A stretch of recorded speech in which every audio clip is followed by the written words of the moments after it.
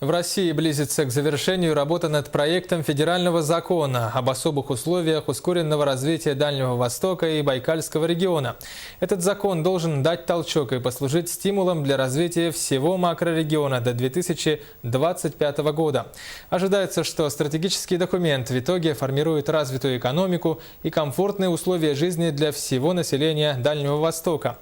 Как известно, по разработке этого проекта федерального закона в стране была создана рабочая группа. Ее возглавил вице-спикер Совета Федерации России Вячеслав Штыров. Об основных параметрах ключевого для Дальнего Востока законопроекта, роли Якутии в этой стратегии развития и многом другом сенатор Вячеслав Штыров рассказал в эксклюзивном интервью нашей программе.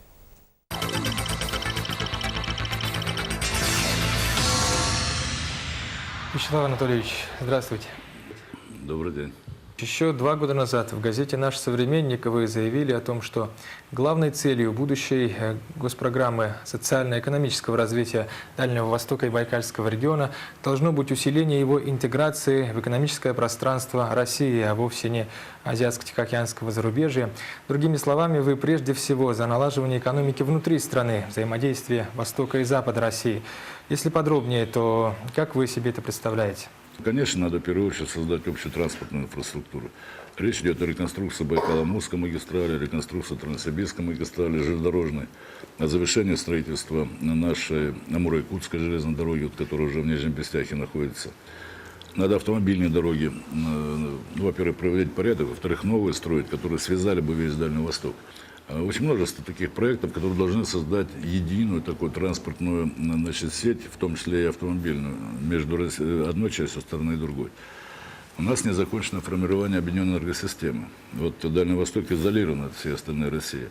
А ведь там, особенно в Восточной Сибири, существует много гидроэлектростанций, где производится достаточно дешевая электроэнергия. Мы могли бы снизить тарифы, если бы соединились с ними. У нас есть, пожалуйста, Нерюнгринская ГРЭС работает не на полную мощность. И поэтому надо завершить строительство линии электропередач, которые связали бы наш изолированный Дальний Восток с объединенной энергосистемой страны. Вот эта задача есть. Вы знаете о том, что у нас строится нефтепровод Восточно-Сибирь-Тихий океан. Надо завершить, и тогда нефть из Восточной Сибири может попасть на запад страны, а нефть, предположим, из Тюмени может попасть и на восток, на Находку. Это единая система. Надо завершить создание системы газопроводов. Вот сейчас речь идет о строительстве газопровода «Сила Сибири», который здесь в Якутии начнется, придет в Хабаровский край, а дальше он должен соединиться через Красноярск с объединенной энергосистемой газопроводов страны.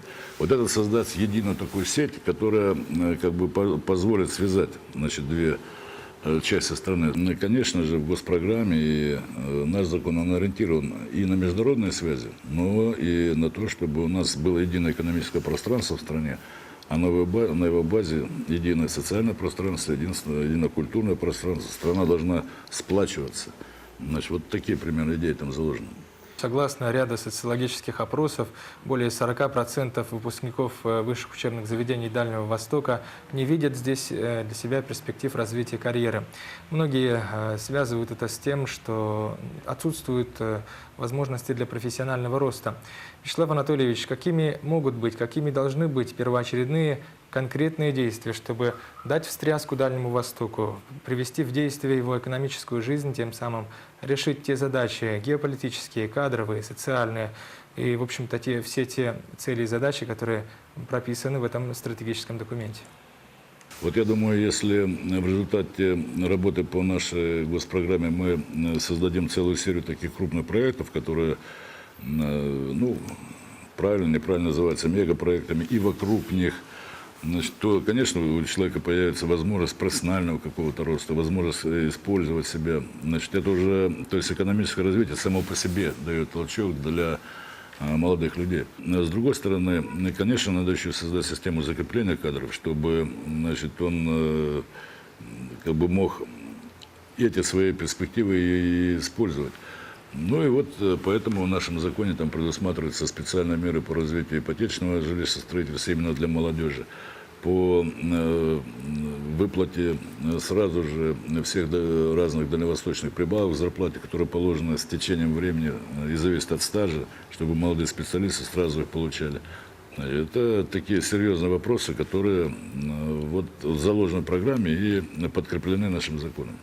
Якутия – самый крупный регион Российской Федерации. Безусловно, наша республика играет ключевую роль в реализации этого законопроекта. А если на этом остановиться, Вячеслав Анатольевич, в каких именно направлениях будет задействована Республика Саха-Якутия? Ну вот сейчас у нас нефтяная промышленность вышла по своему значению для экономики республики на второе место после алмазной. И нефтяные промыслы действуют, и нефтепровод работает, Восточная Сибирь, Тихий океан. А следом еще более масштабная газовая промышленность. Вот этот газопровод «Сила Сибири», который начнет здесь, начало возьмет свое в Якутии, развитие Чандинского и иных газовых месторождений, они приведут к тому, что газовая промышленность выйдет на первое место по вкладу в валовый региональный продукт, по вкладу в бюджетную систему, по количеству занятых превзойдет алмазную промышленность. Значит, это позволит, конечно же, для республики иметь совершенно иные бюджетные возможности, совсем по-другому развивать социальную сферу и так далее.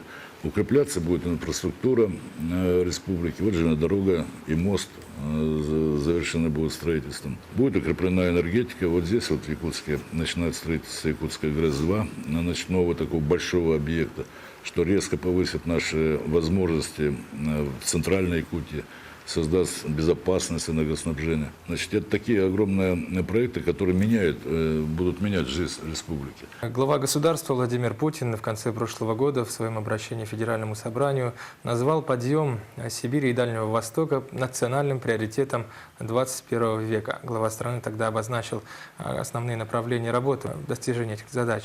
Вячеслав Анатольевич, если все эти цели и задачи будут достигнуты, какие перемены ждет Дальний Восток? Какой он, по-вашему, если заглянуть в будущее, Дальний Восток будущего?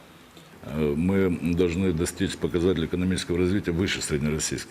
Вот сейчас мы уступаем в целом российским показателям по всем направлениям. По производительности труда, по объему продукции, которую мы производим на душу населения. Мы должны превзойти, стать более развитым, чем европейская часть России. Это первое. Вот сейчас, если посмотреть номинальную зарплату, сколько мы получаем, северяне, то вроде бы все хорошо. Мы в целом по Дальнему Востоку, под каждому региону своя ситуация, но по Дальнему Востоку в целом мы получаем на 30% больше зарплату, чем и разных доходов, чем в среднем по России. А вот уровень жизни, значит, у нас на 30% ниже, потому что все дороже. Значит, этой доходов этих не хватает и так далее. А мы должны по уровню жизни превзойти, значит, среднероссийские показатели. Это одна сторона дела, а другая сторона дела, мы же смотрим еще на своих соседей, и Дальний Восток должен быть развит примерно так, как сейчас Южная Корея. Вячеслав Анатольевич, спасибо, что ответили на вопросы нашей программы. Всего доброго, удачи вам. Спасибо вам, тоже успехов.